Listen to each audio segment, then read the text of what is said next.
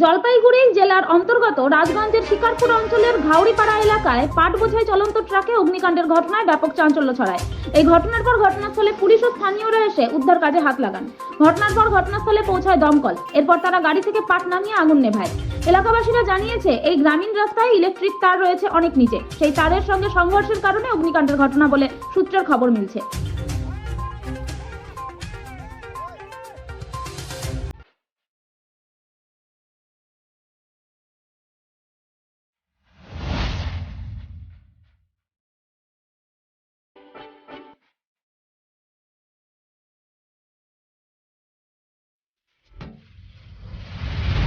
তারা fitness, SN road, Goalapatti, Cooch Behar.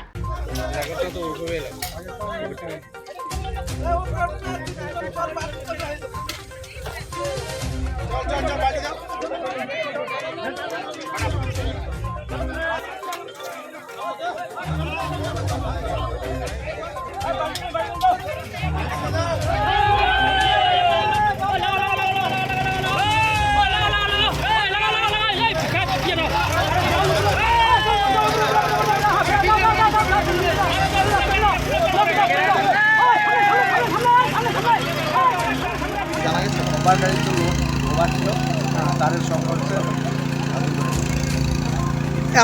কখন লেগেছে আগুনটা?